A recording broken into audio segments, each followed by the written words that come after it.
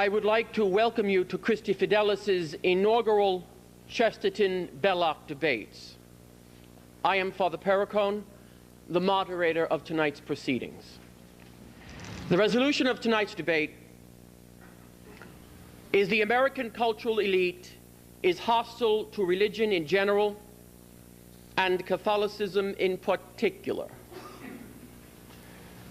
We remind you that audience reaction is not prohibited.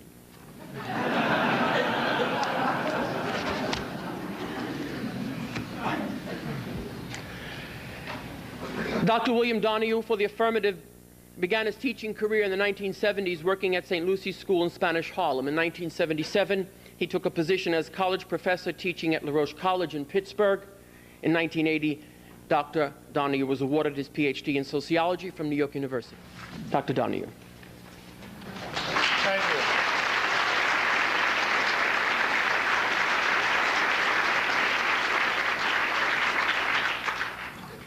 The first thing I want to mention is something that happened not in this country, but to our neighbors in the north in Montreal just recently. Let me read something to you. On March the 7th, 15 people wearing ski masks spray-painted graffiti with the words "Religion, a Trap for Fools" on a pillar outside Mary, Queen of the World Cathedral in downtown Montreal. Inside, they painted "No God, no Masters" on the altars. They overturned flower pots and they stuck sanitary napkins, some soiled, to pictures and walls. Condoms were thrown around the cathedral, the missal was stolen, hundreds of prayer books were destroyed. There was an attempt to overturn the tabernacle as well. Not one U.S. newspaper reported on this outbreak of fascism in Montreal, though the New York Times did run a story the day before on the controversy in Quebec over whether Pokemon cards should be issued in French.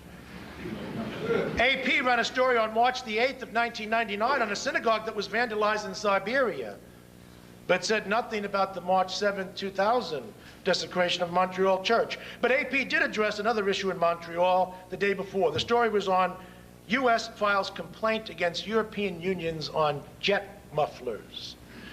Now, why is it that the media seem to have such little interest in what's going on regarding the feminist fascist that exists in Montreal? It has something to do with the outlook of the media elite themselves. If you take a look at the book by Stanley Rothman, for example, and Robert Lichter in 1980, called The Media Elite, they'll identify for you a certain mindset. When it comes to adultery, for example, the majority of the media elite in this country have no problem with it. When it comes to homosexuality, no problem. 96% in favor of abortion right through term. I can go right down the list, but let me let you know, people, that this study has also been replicated more recently, and in the year 2000, we're going to see the study by Rothman and Amy Black, which pretty much shows the same picture. Basically this, the media elite are fundamentally out of step with the thinking of most Americans. Certainly when it comes to the question of religion, they are way out of step. For example, 94% of American people believe in God, and with the media, the figure is below 50%. 70% of the Americans attend synagogue or church or mosque weekly, but that is not true, certainly, with the people in the media elite. It's something like around 5 or 10%. There's been a later work which I'd advise you to take a look at, too, Anti-Catholicism in American Culture. The editor is Bob Lockwood, the research director of the Catholic League. He draws on the survey of Robert Lichter, again, one of the top statisticians in the country. And what have they found out? Lichter studied ABC, CBS, NBC, Time, Newsweek, U.S. News and World Report, the New York Times, Washington Post, USA Today. Here's the central finding just published. 90% of the news reports on the Catholic Church are critical of the Catholic Church. 90% are critical of the ecumenical efforts of the Catholic Church. The number one source of controversy, women within the Catholic Church, the role of women. You know, I thought there was something about house rules which people came to expect. In other words, you know, if you don't like a particular religion, you don't have to join it or you can quit. But there seems to be a kind of a voyeuristic interest on the part of some people in the media in looking into my church to manipulate its teachings. We saw this more recently with the Kansas City Star asking Catholic priests about their sex lives. Could you imagine asking imams whether or not you're having sex during the day during Ramadan? Could you imagine them asking rabbis who are Orthodox what kind of practices they're engaged in? I don't think you'd find that. For that matter, the New York Times, which has a particular fixation with my church and how it runs its internal affairs, when it comes to its own problems, reacts very differently. For example, on November the 29th, the New York Times summarily fired about 30 people. Why did they do that? They said they were engaged in certain email violations. They have every right to do that. When reporters asked the New York Times, could you explain why these people were fired, the woman answered, this is an internal matter. Well, you know what? We have internal matters too, and it's none of the business of the media to be prying in here. Other media which are particularly offensive, in terms of weeklies, I would say, at least from my reading of it, Time magazine. Clearly, we have our file on them much worse than anything Newsweek or U.S. News and World Report. In terms of pseudo-intellectual journals, I would say probably the greatest offense in the country would be The Nation magazine. Now, you may know something about that, Christopher, because your magazine has been beating up on the Catholic Church for a long time, with the kind of effect, of course, that you'd like. One of the earlier bigots was Paul Blanchard back after World War II, writing that incredible anti-Catholic screed. Know that you've read it a few times. Hope you prepared your notes for it tonight.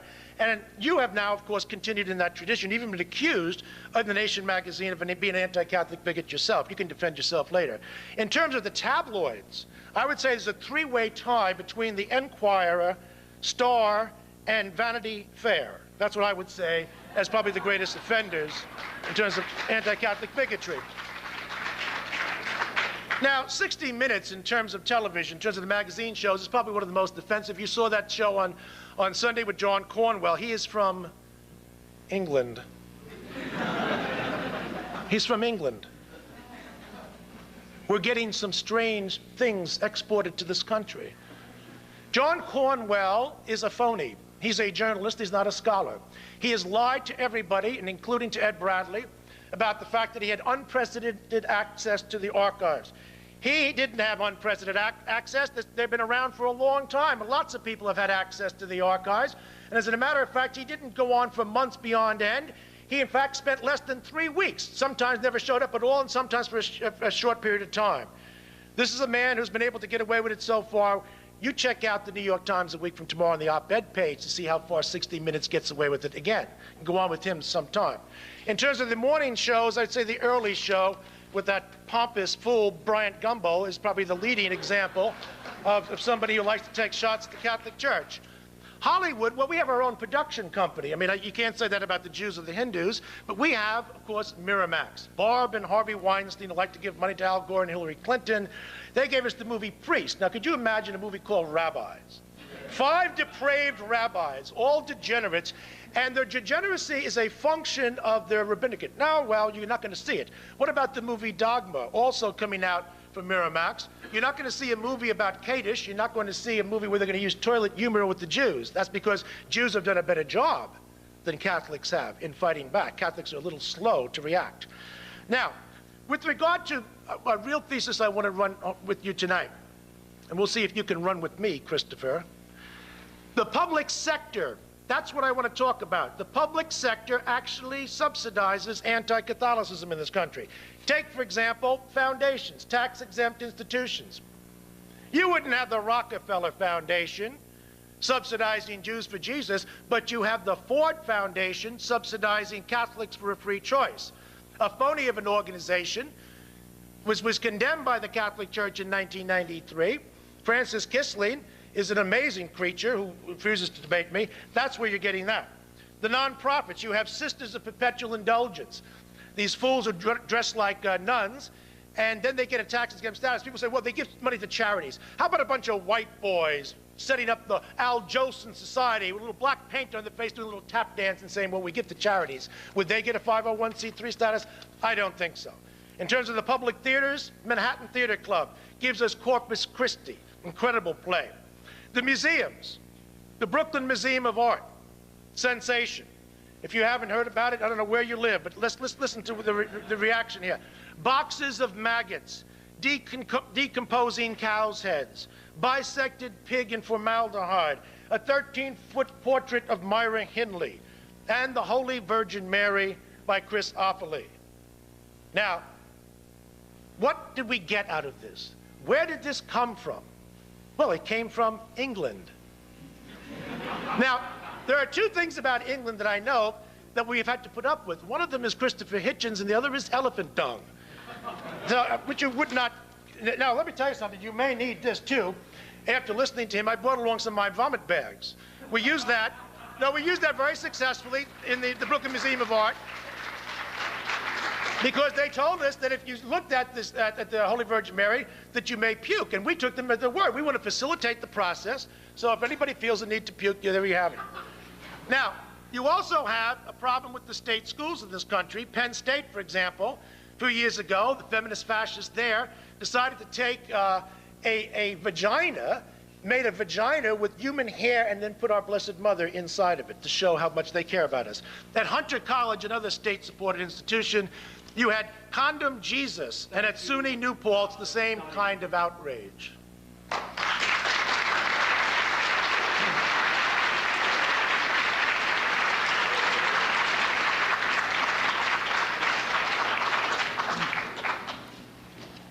Mr. Christopher Hitchens, for the negative, was born in 1949 in Portsmouth, England, and received a degree in philosophy, politics, and economics from Balliol College in Oxford in 1970. Mr. Hitchens writes a bi-weekly column, Minority Report, for The Nation magazine.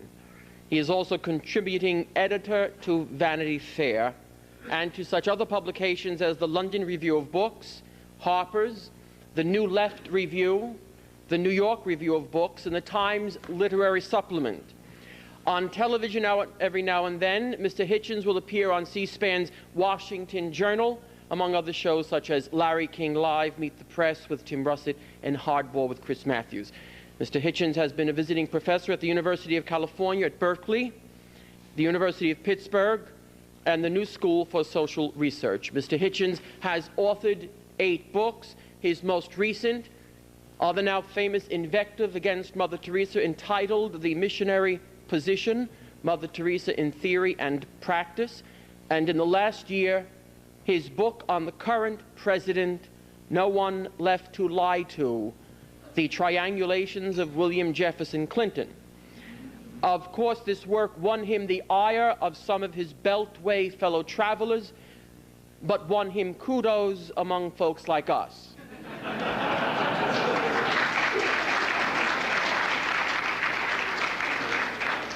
Mr. Hitchens, at the end of the day, any foe of Clinton is a friend of ours.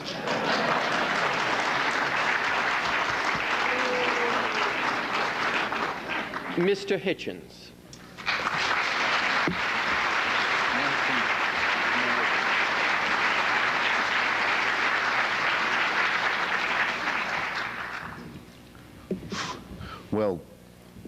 Well, kiss me, I'm English. Thank you, Father, at least for your generosity and fraternity, and also for giving me, in what you just said, that any foe of this revolting president is a friend of yours or Mr. Donahue's, another proposition to rebut. I thought I only had one. I'm certainly here to dispute, not to be heard. Turn it on. Listen, can we settle this once and for all? Am I audible now? Did you hear the kiss me, I'm English bit? Okay. I wanted to thank, I felt I was obliged to thank at any rate the Father for his generosity and absence of vulgarity, and to say that in doing that, he nonetheless burdened me with rebutting yet another proposition, namely that any foe of this revolting pagan president is also a friend of his. I fear, Father, there you're too generous or too optimistic too.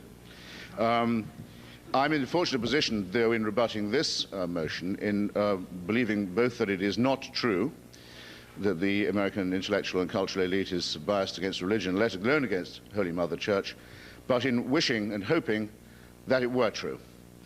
So I should either have half the time or perhaps double the time for my task. I am also an admirer, especially of the poetry of both Hilaire Belloc and G.K. Chesterton. Of Catholic writers, my favorite is Evelyn Waugh. Of atheist writers, my favorite is P.G. Wodehouse, of whom Evelyn Waugh was a great fan. And Mr. Wodehouse once, in trying to summon the image of a very loud and deafening noise, said of the person in his short story that to his disordered ears there came a sound as if the figure of Mr. G.K. Chesterton had just fallen onto a sheet of tin.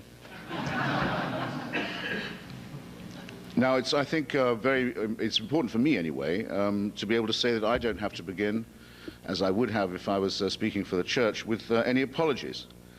We don't have a lot to apologize for. It wasn't we who framed Galileo. It wasn't we who said that God wanted the Crusades. It wasn't we who mounted the Inquisition. It wasn't we who sponsored Pavlich, Salazar, Mussolini, Dollfuss, Hitler, Vichy, Franco, and the rest of it.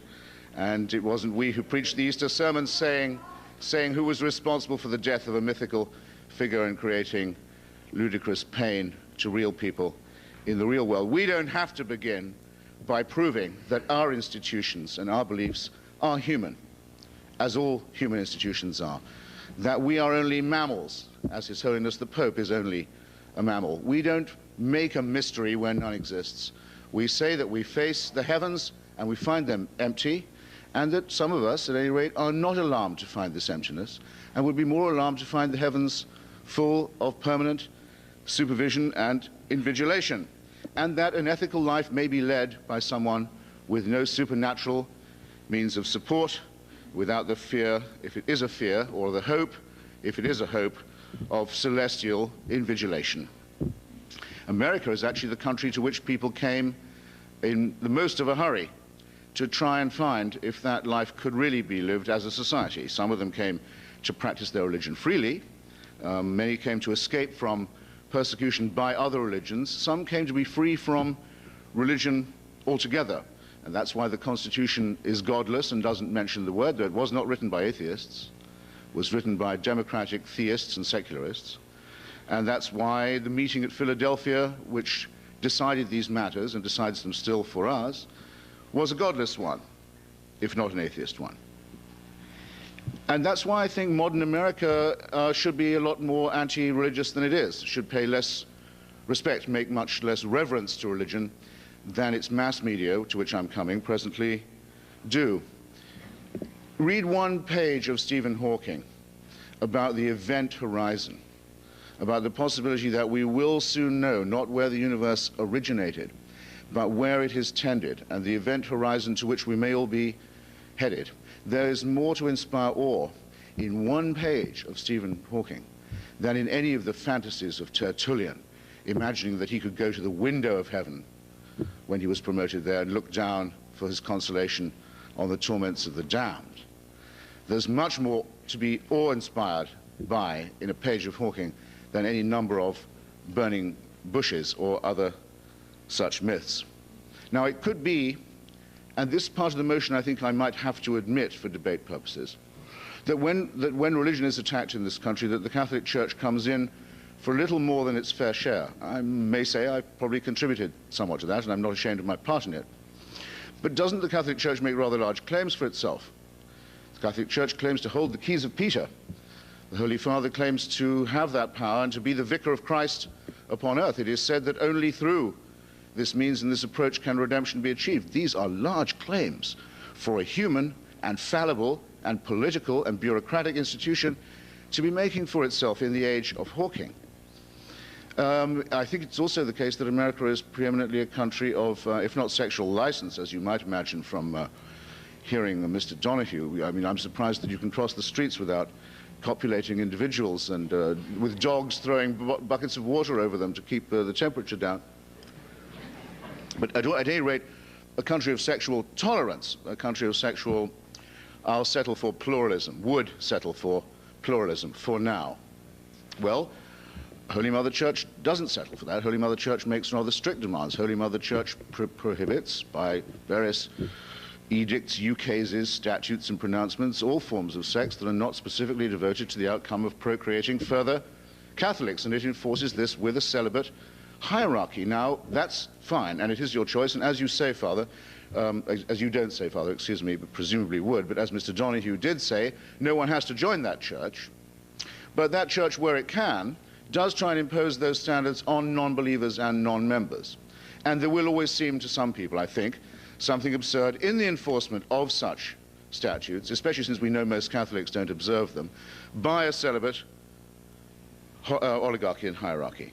And isn't it said, and should it not be believed, or at least affirmed, or at any rate not repudiated, that you should expect to suffer for this? that you should expect to be reviled, that you should be proud to be abused, that you will be told that what you believe is absurd, that you should be glad to hear it for his sake, that those who despitefully use you are to be expected. And isn't that a rather dignified position, a rather honorable position for the church to take? Something that even an atheist and humanist and Marxist like myself can understand and respect. But instead, what do we get? An endless whine of self-pity, of why are they picking on us? They wouldn't say that about the Jews.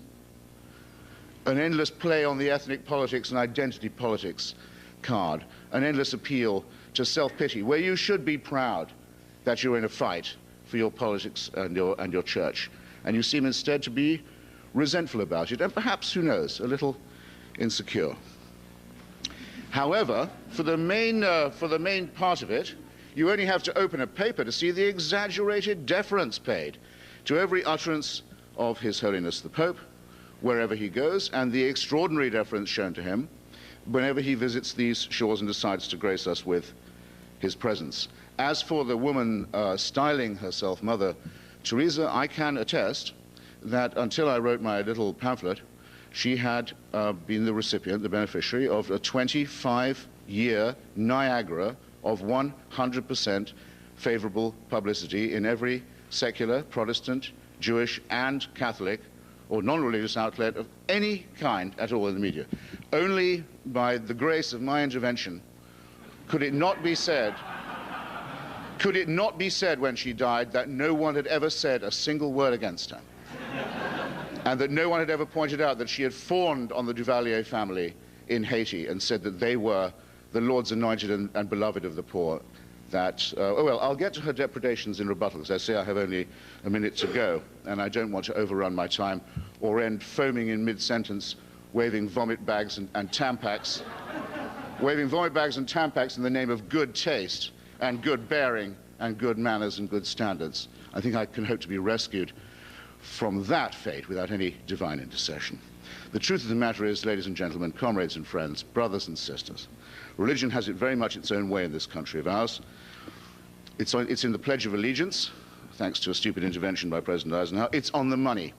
It's in the opening of Congress every day. It's at the National Prayer Breakfast. It's when the delinquent president summons his advisors and his spiritual team in order to fend off what should have been inevitable. It's when Al Gore can't bring himself to criticize the decision of the Oklahoma School Board.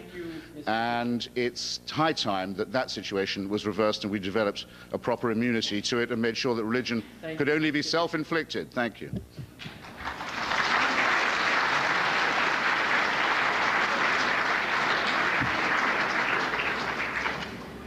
Dr. Donohue will now question Mr. Hitchens for 4 minutes. I think I know why you don't like Mother Teresa, but I think you really should be man enough to tell the audience some of your more despicable comments. So since you weren't, I'll do it for you. These are Christopher Hitchens' word. Mother Teresa, in regard to her opposition to abortion, he said, quote, "It sounds grotesque when uttered by an elderly virgin."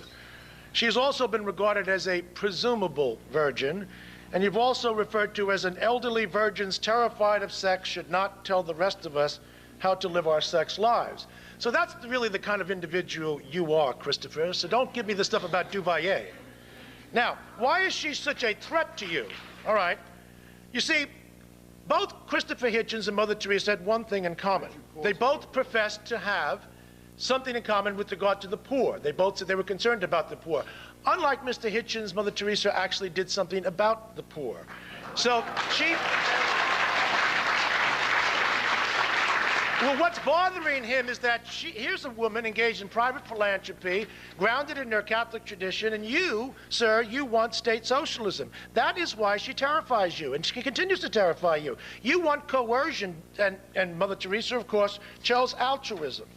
You know, if you're going to write a book, too, you really have to do it in a scholarly fashion. For example, this is a scholarly work. This is a book which I wrote, okay? This is a piece of trash. This is a book which you wrote. Now, why would I say that? This is the Mother Teresa book, not because of the content. He has the freedom of speech. When you write a book, if you're going to be taken seriously, it's always helpful to have an index, okay? You don't have any index. Yours is 8.5 by 5.5, 98 pages. But more importantly, there's something called footnotes, which go at the foot of the page, or endnotes, which go at the end of the chapter. If you take a look at my book, you have 1,060 attributions. It's called evidence, Christopher, and we open up your book and we don't find any.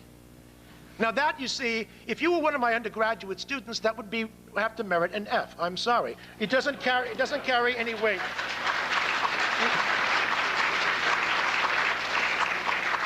You know, the reason why you really don't like Mother Teresa, you say she takes from the rich in your book, and she gives from the poor. Well, who the hell did you expect her to take it from? The poor? I mean, what kind of a mentality is this, you know? She visits dictatorships, so does the Red Cross. And what do you have against dictatorships anyhow, sir? You've been in love with the Marxists all over Latin America.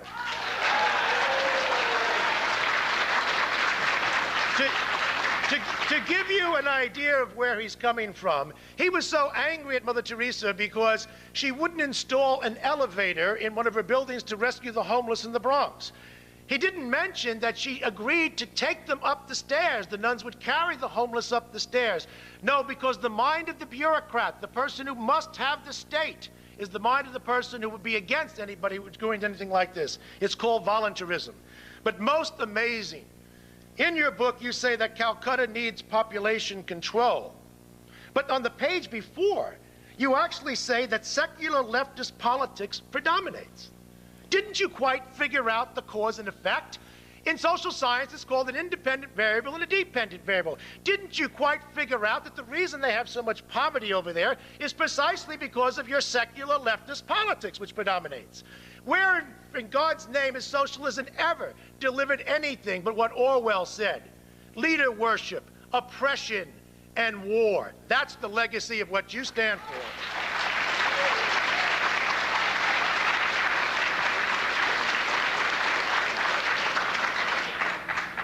Thank you, Dr. Donohue. Mr. Hitchens will now question Dr. Donohue for 4 minutes. Oh, I see. I didn't want it to be... I thought that was a question. Can questions take that form? If questions can take that form, I can question Mr. Donohue for longer than 4 minutes, believe you me. I think I'm obliged, am I not, to reply to what was just said of me? Yes, it would be unmanly, to borrow a term from Dr. Donohue, not to do so. Well, it's hardly to convict me of skulking to say you don't have the nerve to say what you then quote from my own book as having said. So that's my first point. I mean, I suppose I do hide behind my own publication and my own byline. If I didn't quote myself, I at least didn't repeat your error, sir, of solipsism. But I can't have it said of even of the Red Cross, which I hold no brief, that they take money from dictators. I'm sorry, the Red Cross does not go to dictators and ask for money. What Mother Teresa in fact did was to go to Haiti during the rule of the Duvalier family to take money from the Duvaliers, which the Duvaliers had stolen from the poor. You will remember. You will remember that the life of the poor in Haiti was notoriously hard.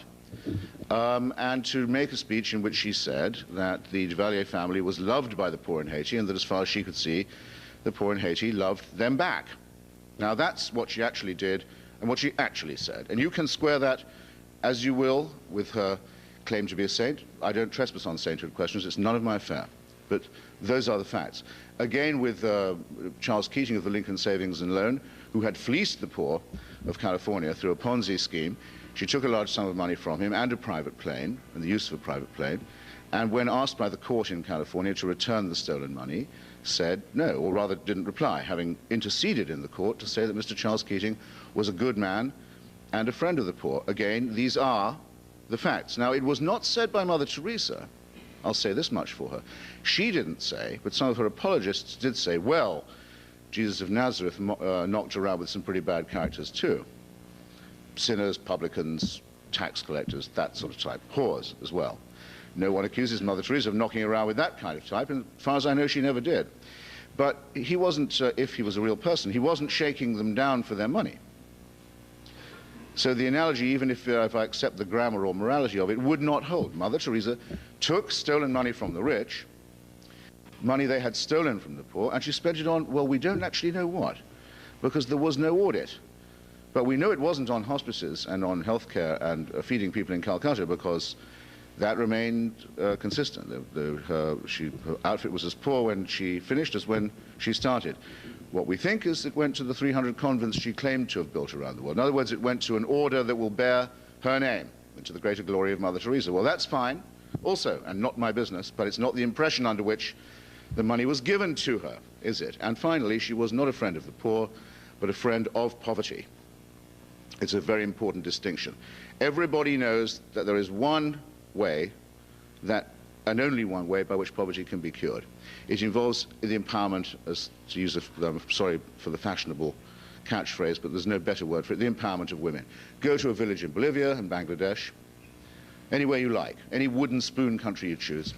Give women some power and education where their reproduction and reproductive rate is concerned, and come back a year or two later and you will see the floor has moved up a little bit away from the swamp of ignorance and filth and superstition and infant mortality and disease, and things are starting to happen. And then if you can come up with maybe a handful of seeds and a small loan, things will really start to happen. But it all depends on releasing women from their dependence on the cycle of reproduction, and on the husbands who force it on them and the conditions that force it on them. Mother Teresa spent her entire life in the Third World opposing any vestige of the only policy that can possibly work. She deserves to be called a friend of poverty, and she preached to the poor that their poverty was to be loved and thought of as a gift from God, that their sufferings were a gift. And she preached to women that in Ireland, for example, one of the last acts of her life, to go to Ireland to campaign against the constitutional ban on divorce that's since been lifted by an all-party agreement. She campaigned solidly in the no referendum to say, no, a woman in Ireland who's married to a drunken alcoholic, a child abuser and wife beater may never hope to be divorced and remarried. And the Constitution of Ireland will tell this to Protestants too, because the Constitution was then applied to the whole of Ireland, and thus making peace between the two communities entirely impossible. And then in her interview with the Ladies' Home Journal said about her friend and fellow campaigner, Princess Diana, the spoiled narcissist princess of all time, that it was great that she got divorced because her marriage was so unhappy. This is, I'm sorry, ladies and gentlemen, a return to the time of the sale of indulgences and the most disgraceful days of your church. Thank you, Mr. Hitchens. You take her, not me.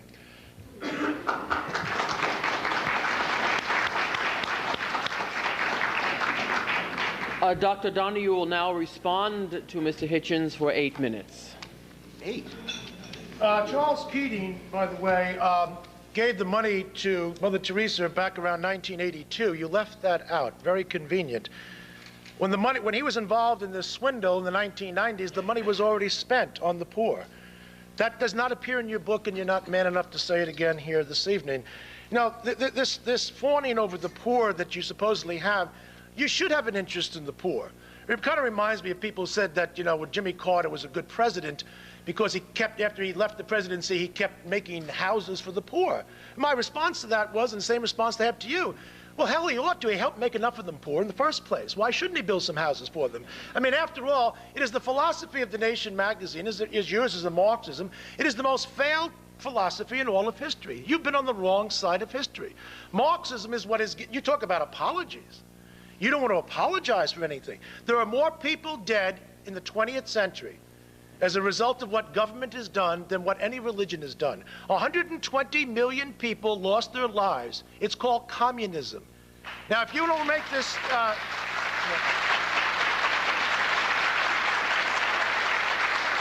Christopher, you want to make the argument that somehow there's a distinction here, that you as a Marxist, as an intellectual, are somehow distant from the behavioral consequences of your philosophy. Well, it won't work. Remember what Solzhenitsyn said about Stalinism and Marxism? He said, Stalin didn't pervert Marxism, it perfected it. And that's exactly what happens. You cannot have a socialist regime without the kind of poverty which then people must, like Mother Teresa, have to rescue the people from. What you are doing is sponsoring an ideology which ultimately leads to the kind of oppression that you supposedly abhor. Now, you say that, that you're an atheist as such. Well, I hope that you will leave this hall tonight and explain to us then why you believe in the ape story. I mean, it's very important for me to know, for example, as I understand it, the way you believe it, is that once upon a time, there were apes up in a tree. And then the apes fell off the tree. They fell on all fours. And after millions of years, they stood up. And they lost most of their hair. And then, voila, there we were. Now, you know, if you want to believe that you are, if you want to believe that you are a descendant of the apes, you won't get any argument from me, Mr. Hitchens. You know, your little lecture about woman is rather misplaced, too. It's the people who practiced sexual libertine philosophy are the ones who are dead. Did you ever figure out that, for example, in 1989, when the gay thugs ran into St. Patrick's Cathedral and they trashed the cathedral and spit the Eucharist on the floor, they had a kind of reunion here in December. There's almost none of them showed up. That's because they're dead. Now, why are people dead from sex? Is it because they are practicing natural sex, or are they practicing unnatural, promiscuous sex? Now, nobody that I know of in the entire world has ever died of sex if you listen to what the Catholic Church teaches. It's only people in rebellion to it. If you go throughout history, you'll see a whole long list of people, from the Marquis de Sade to Kinsey. Every one of these people, not only anti-Catholic, they were sadomasochists, bisexual, switch-hitting, pedophile, voyeuristic exhibitionists. Did I leave anybody out? Now, and that's true. If you take a look at every one of these people, look at what they have bequeathed to us. So I think there is some accounting that needs to be done. It has to come from your side. You said that the Catholic Church deserves the bigotry it gets because it wants to impose its views. I can take no better authority than Pope John Paul II, who says the Catholic Church doesn't want to impose anything. We are here to propose. You can accept and you can reject, and you can live with the consequences of those people who reject the wisdom of the Catholic Church. You know, it is strange. The Catholic Church is the greatest defender of the poor. I don't know of one single force which allows more poor people to become middle class than Catholic schools. And yet, if we lived in a sane society,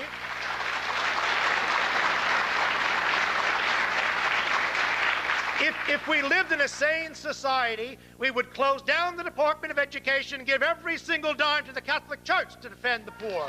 That's what we would do. But the government is too busy watching Catholic priests on Sunday. Are they talking about abortions? Meanwhile, we have the Protestants stumping in there, don't we? Have Gore and the others. And we have them getting endorsements in the Protestant churches. In 1988, you had two Protestants run for president, the Reverend Jesse Jackson and the Reverend Pat Robertson. Could you imagine if instead, in the year 2000, we announced that Father Paracone is going to run for president? But,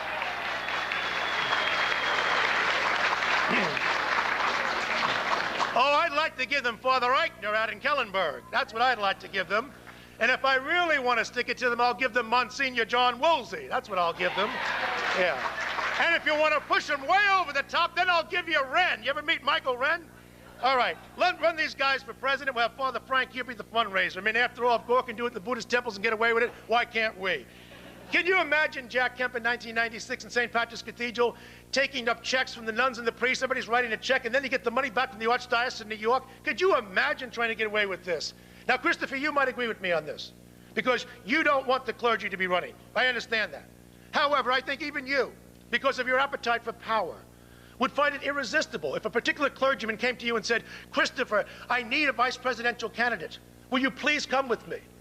I could see this one person in this country that even you, Christopher, would have to say yes. Bob Jones III. Now, what a ticket we have. Jones and Hitchens for president. Could you see the buttons? Now, you could actually bring in your friend Ian Paisley, another guy from the other side of the country. I mean, Ian Paisley has a lot in common. He's not only a fellow Brit with him, but he's also a guy who got an honorary degree from Bob Jones University. So you'd have some fun with that. I'm sure you would. Yeah. You know, the hypocrisy that goes on with this thing is never ending, particularly with regard to the government. And I want you to talk to this question of the public subsidization of the government here. We had in Chicago in 1988, people went in and they took Mayor of Washington, put a portrait of him in the Chicago Institute, in underwear and the like. What did the Black City Council do? They ordered that the artwork be impounded. Do you know what happened last year, the year before, when The Los Angeles City Council, how many of you know this? They actually passed a resolution condemning a particular network for putting on a program, The Secret Diaries of Douglas Pfeiffer. Could you imagine if Donohue went to the New York City Council and say, hey guys, you want to pass a resolution condemning nothing sacred? I mean, they look at you like you were crazy. So what we have is a double standard. You don't like the double standard because you want to contribute to anti-Catholicism. At least you're on record about that. Well, that's one thing I have to say of Mr. Hitchens, because he's not a liberal. Liberals usually lie about these things. He will tell you right to your face that he believes that you should have more bigotry. But where you really break down, though, is that if you yourself were the victim of some form of bigotry, you would be the first one to scream bloody murder. You, sir, want to have it both ways. You want to talk about the necessity of human rights. Meanwhile, every time you get a chance to undercut somebody who's fighting for human rights, you will do so. So that's what makes you the ultimate phony. Thank you, Dr. Donohue. Mr. Hitchens will now have 8 minutes to respond to Dr. Donohue. Actually, I hadn't quite got through with Mother Teresa, but I think probably Dr. Donohue, if I must call him that, will duly take any criticism of her as a reflection on his own probity. No, oh, I'm sorry. I'm sorry. I'm not usually accused of being inaudible or understated. I'll start again. I was going to say I hadn't quite finished with Mother Teresa, but I'm sure that if I go on a little, it will. In rebuttal, it will, so to speak, feed into Dr. Donohue's rebuttal of me. Let's put a case where I think that the Church has a claim to a certain moral grandeur.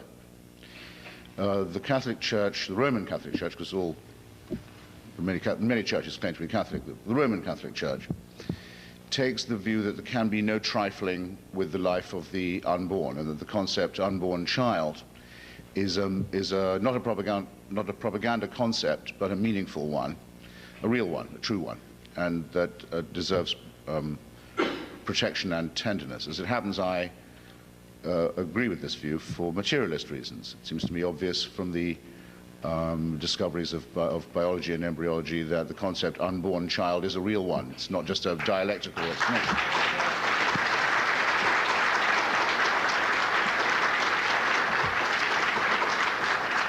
And it has to be granted to the Church that it has made this a centerpiece of its ethic and its morality.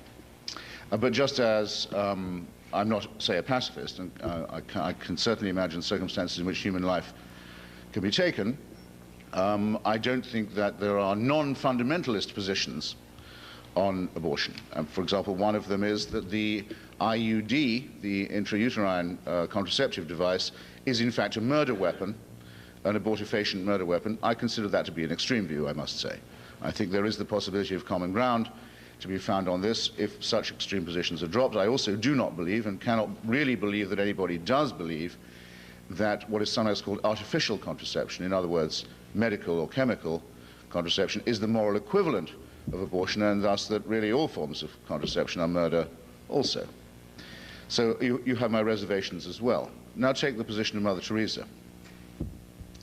She's given the Nobel Prize for Peace. She's never done anything for peace, never claimed to do anything for peace, and actually never said anything about it either, but she accepts the award. Another occasion, by the way, where I'd like to know where the money went, but never mind, you can't just take the money at Stockholm. You have to make a speech about, and it has to be about peace. And I have the speech, and Mother Teresa in that speech says, well, the greatest threat to world peace is abortion. Now, this is not a sensible view. It's an extreme view. It's a fanatical view. It's a fundamentalist and zealot view. One of the great achievements of your church used to be that it knew how to keep zealots and fanatics under control, that it was indeed a means of pacifying and disciplining that kind of force in society. But I'm afraid to say that with a great deal of secular and Protestant and Jewish help, this mad Catholic fundamentalist escaped and became a role model for the American media and for everyone in it, secular, Jewish, or Christian. And then, having witnessed this absurd rodomontade, the effective secular canonization of this woman who, as I say, was a friend of poverty, was a friend of dictatorship, was a friend of ignorance and superstition and fanaticism, and to see her adopted by the entire secular media and welcomed by all, I have to come here and explain why everyone's pounding on the Catholic Church. It's preposterous. There's no sense of proportion in this way of arguing. I'm sorry. Doctor, or I must say in the way you argue it. I'll accept as a joke what you said about Darwinism, and I'm sure you hope that everyone else was hoping, vulgarly though it was phrased, that it would be accepted in that way too. I don't think I can quite let go the idea that no one would be in any physical danger if they followed only the sexual precepts of the church, and you'll have to forgive me here. Since the church has and still does condemned even modest acts of lonely self-abuse and encouraged people, well, not enjoined them to abstain from them, it's quite clear that what you abstain from under church instruction is not going to kill you. I mean, I will grant you that, but I will also think you will have to admit that you are the father, if not the mother, of a gigantic tautology. Teaching of that kind, teaching about abstention, clearly cannot lead to death from sex. But to say that AIDS is death from sex is, I think, to commit an obscenity. I'm sorry to have to say that the brothers and sisters of our society who have succumbed to that appalling disease did not die of sex or of their sexuality. And remember, homosexuality is not just a form of sex, it's a form of love. They died. That's interesting. I wondered what kind of a growl I might get there. Well, I'll repeat it then. Homosexuals practice not just a form of sex, but a form of love. If you can't live with it, I think you're the poorer. However, what they died of was a filthy virus which can and will be cured. And the clear implication of what Dr. Donohue said was that it was some kind of judgment on their sexual preference. I'm sorry I can't sit here, rather stand here, and take that. I'll give you an example which you, again, might think was extreme, but it's not. During the Reagan administration, there was a search for blood to do experiments to find out what's happening with AIDS. The search was to find blood that had no sexual transmitted disease contamination in it. In other words, the blood of people who'd never had any kind of disease. And I don't think you'll find, actually, that in the countries where Holy Mother Church rules, and where, by the way, it does make rules for non-believers on the accessibility and availability of contraception, where it can, and divorce, in Spain, in Italy, in Ireland. It's been tried many times, it's been defeated, but you've no right to say that the church has not tried to legislate for non-believers. No right at all, that's a flat lie. And in many of these countries, syphilis and gonorrhea is not unknown, even among believers. I hate to break it to you, but to those of you who've been in confessionals probably know it already. So the search was on in America. Who has the cleanest blood? Who has the blood that is freest of all venereal trace for these experiments? The Department of Health went out to look for it. Well, there are two groups. One is nuns. I don't make nun jokes. Never have. Resent the accusation that I do. One is nuns. The other is female homosexuals. Lesbians, as some of people, I think, like to call them, especially people who are slightly too interested in this subject, as I suspect Dr. Donohue of being. Well, there was a lesbian organization in San Francisco called Blood Sister, which agreed to give blood. It's pure, uncontaminated blood for this experiment, and a member of the Reagan administration, a junior member of it, went to a dinner to honor this group because, if you remember, AIDS was left to voluntary initiative. It wasn't a national health question or anything socialist or totalitarian like that. It was to be left up to volunteers, this plague. And for going to the dinner just to recognize women who'd given their pure blood to help their gay brothers, he was fired because he'd committed an immoral act and recognized an immoral practice. Well, this is why I don't think secular morality needs to be defended from the barbaric superstitions and guilts and obscene suggestions that are made by the godly, or from the repressions and unguessable motives that lie behind people who talk and think and sound like that. Thank you.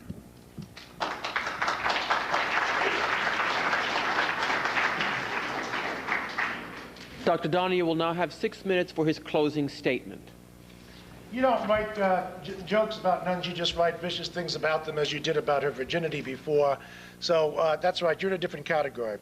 You know, the reason is that abortion is the greatest threat to world peace. I mean, if you understand who the most defenseless segment of the population is, Christopher, then you wouldn't have to have me try to explain it to you.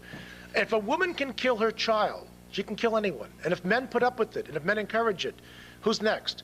You don't quite seem to get that, but that's for another day. The reason why Mother Teresa is loved by the media, and they don't particularly care for people who are socialist, is precisely because they recognize in her, as they recognize in the Holy Father, we're dealing with somebody very, very special. We're dealing with holy people, a concept which is obviously foreign to you. We have a situation with regard to the AIDS thing that I find is absolutely amazing. Did you think that you can win this argument? Did you think a little bug came along and bit these people in the behind, and that's why they wound up with AIDS? I mean, the time has come to really talk the truth here. If you drink too much, you will get cirrhosis of the liver.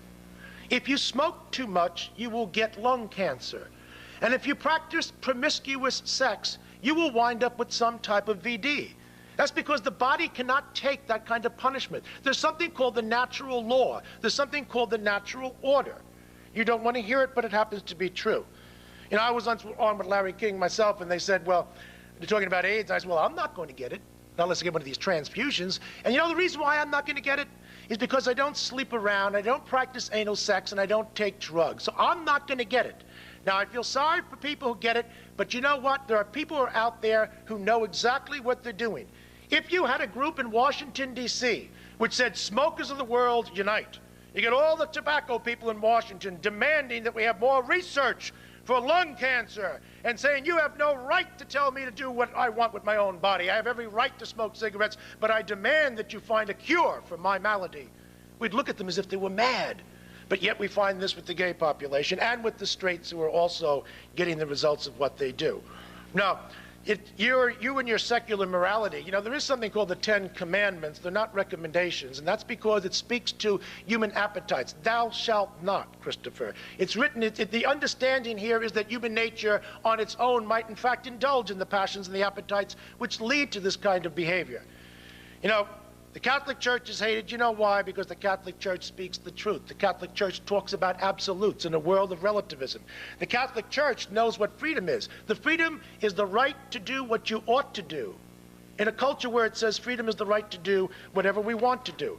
But no, you would rather be in bed with the deconstructionists. And so we found out what they think, don't we? That there is no such thing as truth. That's why people like DeMann can go on and teach at Yale University after collaborating with the Nazis. It's only a natural fit if you could only figure it out.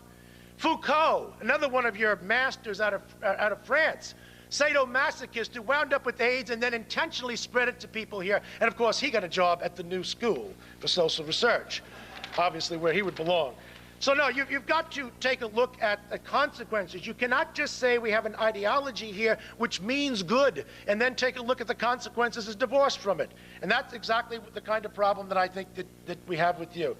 In any event, listen, we've got some very good news here with the Catholic League. Despite your appetite to have us lose, we are winning. And I think that's the driving thing that's driving people mad. Not only you, Hitchens, but a lot of people in this country. If you take a look at the victories the Catholic League has had, it's astounding, isn't it? Take a look, for example, what happened tonight, if you got the news. I got a chance to be on with Peter Jennings here just about an hour or so ago.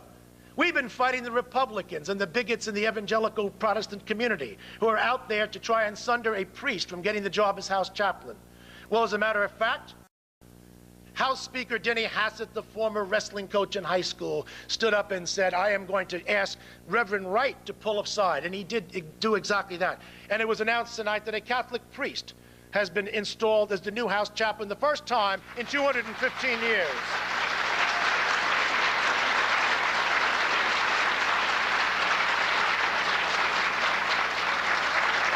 Father Douglas, Father Daniel Coughlin, he's a vicar priest out of the Archdiocese of Chicago.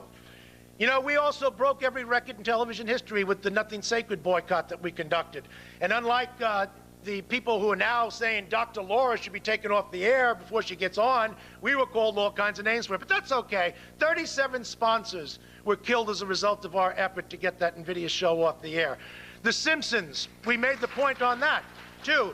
And they said, you can go after the Jews, you can go after the Muslims, you can go after the Baptists and Presbyterians, leave the Catholics alone, because we sent an unmistakable message. In fact, NBC just recently canceled putting on a show The Last Day because of the efforts of the Catholic League.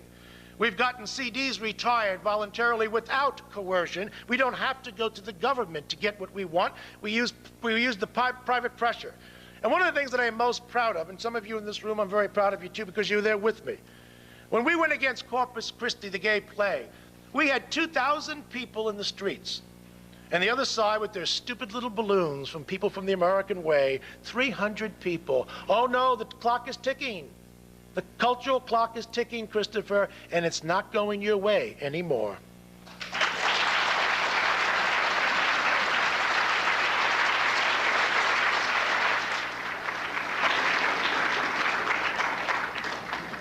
Mr. Hitchens, you will have 6 minutes for your closing statement.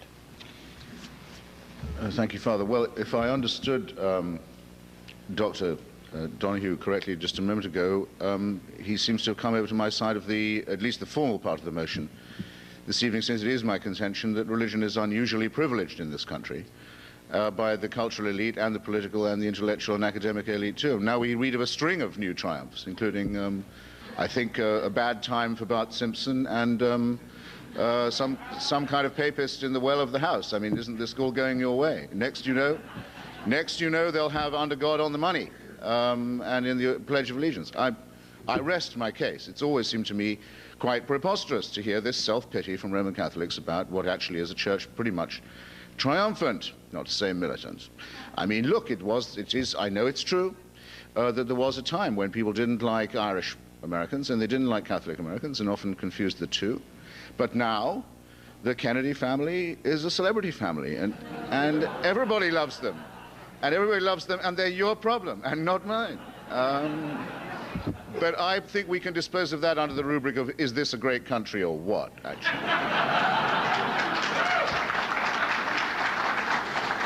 Now, rather than reply to the extremely cheap suggestions made about, I mean, you can probably tell from something about me that I wasn't born here either, but was born in an island next to Ireland, a neighboring island. It was mentioned a couple of times. Rather than reply to the rather cheap assertions that were made about that, I'll reply to them in someone else's behalf, namely my friend John Cornwell, who was mentioned earlier, and I feel it's my turn to defend him since he's not here.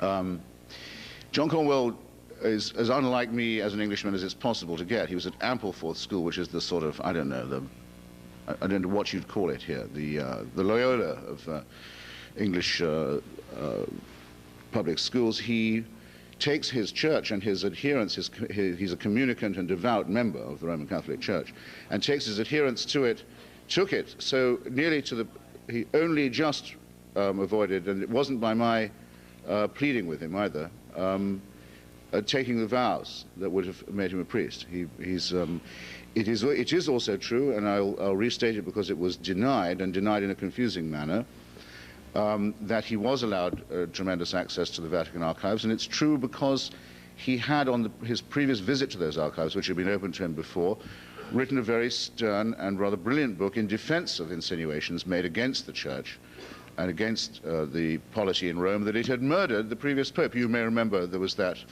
outbreak of surreptitious reporting at one point. John Cornwell put all that to rest with the help of the archives. That's why he was trusted to do what he did about Pope Pius, and that's why what he has found is so annihilating, and why it's so dishonest not to pretend that this is a crisis for those who believe that the Pope is or was or could be the Vicar of Christ on earth, because here's what this Vicar of Christ did do, and I'll mention only a couple of the things.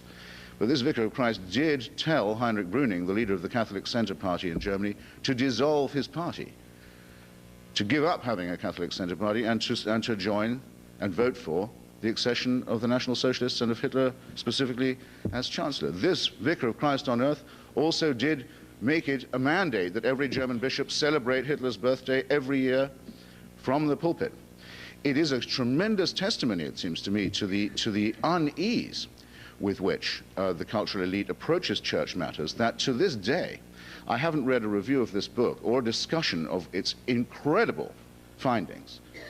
You have not lived, ladies and gentlemen, if you believe in the dialectical principles that the good Father was kind enough to reiterate to us in his opening. You have not submitted yourself to a dialectical test as Catholics, and I gather there are some of you here. If you have not exposed yourself to John Cornwell's book, I'm closing on my time. The big difference between us is this. It's nothing to do with the particular depredations of Rome. It's certainly nothing to do with the particular depredations of Bob Jones University. And like I should perhaps say for myself, and as I could also say for John Cornwell, that he and I have both opposed very strongly British policy towards partitioned Ireland, which involved writing anti-Catholic laws into the statute books. We've both opposed the laws in Britain that say that, for example, no member of the royal family can legally marry a Roman Catholic. And We both oppose the Guy Fawkes celebration, which celebrates the lynching of a Catholic, and so on, and the strain of vulgar sectarianism that is and remains in British imperial life. And I've written myself, I was actually the first to write about the connection between Ian Paisley's thuggish, murderous sectarianism and the Bob Jones University's down-home racist version of it. So it was particularly nasty, but since Mr. Donohue, I do know, reads my stuff, I don't know why, but I know he does, for him to give you the opposite or a contrasting impression. But the difference is this, and it's a major difference. I do not believe that I was created, and I don't believe I was created sick and then commanded to be well. I just choose not to believe it. I don't think it's a plausible proposition. I don't think that it's plausible to say that you hate the sin and love the sinner when you talk like Mr. Donohue does about homosexuals. And I think it's casuistry anyway, because who really goes around saying, I don't like rape, but I love those rapists? I think the religion gets a free pass in making moral casuistry of this kind. I think it is possible. I may not be the best example of it, and I did flicker a bit with enthusiasm when the alcohol and tobacco lobbies were mentioned a moment ago. If you'd thrown in firearms, you'd have had me altogether. I may not be the best example for it, but it is possible and probably necessary that people lead ethical and moral lives without claiming the solipsism of divine protection. Thank you. Thank you, Mr. Hitchens.